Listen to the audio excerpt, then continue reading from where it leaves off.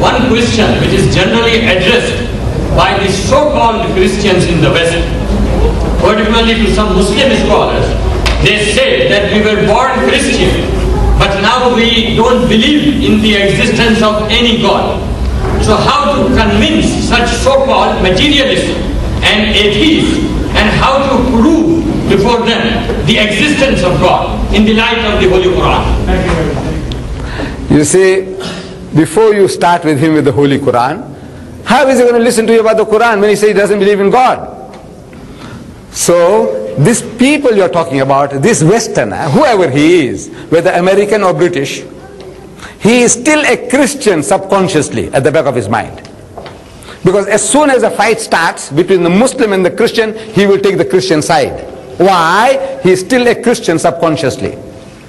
So, now what you do with him, a technique I'll show you. As soon as you ask any of these people, when you meet them in the flesh, he said, what church you belong to? He said, no, I don't go to any church. I don't believe in God. So you tell him, congratulations to you. Amazing, amazing. The man said, I don't believe in God. I said, tell him, congratulations to you. And the guy gets shocked. He expects you to chop off his head. Kafir, mardud. You don't believe in God? Chop off his head. That's what he expects from the man of religion. I said, no, congratulations to you. He said, why congratulations? I said, you see, if you told me you are a Christian, no congratulations. Because your father was a Christian, your mother was a Christian. Right? He said, right. So what did you do? Nothing. You tell me you are a Muslim? No congratulations. Why? Because your father was a Muslim, your mother was a Muslim. What did you do? Nothing. But you tell me you don't believe in God? I say, congratulations. Because you have been thinking. What made you to reach that stage where you say there is no God? You were thinking. So for that I congratulate you. What were you thinking? Well, about what you heard, the stories you heard. You went to Sunday school. Your environment, they're telling you about Adam and Eve. Yes. You read about Adam and Eve in Sunday school. You heard the stories. Yes, Adam and Eve, they were put into the garden. When God made them in the garden, he said, now look, eat and drink.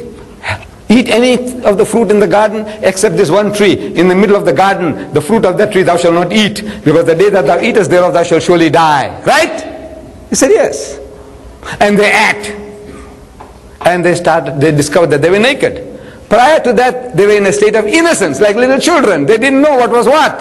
As soon as they ate, that was supposed to be the tree of knowledge, the fruit of the tree of knowledge, so they realized that they were naked. So they started plucking leaves and covering themselves up. And Adam heard. I'm reading the Bible which he read. And Adam heard the footsteps of God walking in the garden in the cool of the day. You know, mighty King Kong, boom, boom, boom, boom, boom. That's what the Bible says. He heard the footsteps of God walking in the garden in the cool of the day. It was afternoon, late afternoon. So Adam went and hid himself away in the bushes. So God comes and stands where Adam was a few seconds before, and he scans. He can't see them. So he shouts, Adam, Adam, where art thou? Kahan hai tu, kahan hai? Poor God, he didn't know where Adam was. Or maybe he was playing hide and seek. Look, we do play hide and seek. You see, I do it with my grandson. He's 4-year-old now. See, I go home, my grandson, he's there in front of me. But I look up all over. I say, Rais, Rais, tu kahan hai? I say, where are you? And he's just having a good laugh. He thinks, grandpa can't see. Look, I'm playing the fools with him. He says, where are you? Where are you? He's laughing. So maybe God Almighty also, he wants to play a little joke with Adam and Eve. So Adam peeps through the bushes and he says, I'm here. So why do you behave like that? You have done something wrong. He said, no, I was naked. So how do you know you were naked? You have been eating of the fruit. He said, no, the woman that thou gavest to me, that woman. You see, if you didn't give me that woman, I wouldn't be in trouble. You gave me that woman, now got me into trouble. And you woman? He said, the serpent that beguiled me, passing the buck, the oldest game in the world. Don't own up. Now, I'm asking the Muslim, you believe in a God like that? You believe in a God like that? No. He says he also doesn't believe in a God like that. So congratulations. You read further down, Genesis. Hazrat Musa alayhi salam went to see God. So God says, look, you can't see me and live. The Quran says, lan tarani, you'll never see me. But in the Bible, he's insistent. You know, like a spoiled child. He said, look man, oh Lord, I love you so much, I must see you.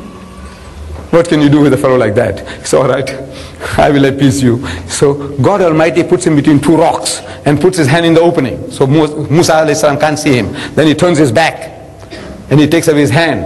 And Musa saw the back of God, saw his backside.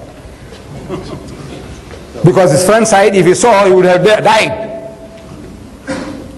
You believe in a God like that? Who shows his backside to Musa? Says no.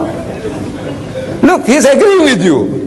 What you want to tell him, he's telling you himself. You believe that Mary carried God for 9 months? Ask him. He said, no, you believe that? That Maryam carried God for 9 months? And this God was born and was circumcised on the 8th day. You believe that? No. So look, that man has taken the first step towards Islam. What is the first step? Anybody want to accept Islam? What do you say? Say, start. La. What is la? No. La ilaha. There's no God. There's no object of worship except Allah. So he's taken the first step. He's saying la ilaha. This. That God. That God. No. He's taken the first step, man. Take him the following step. Take him further. That's your job now. Congratulate him and take him out from there. Say, come, man. How did this thing come into being?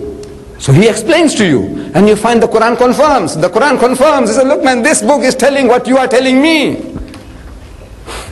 Inshallah, you'll be able to do the job.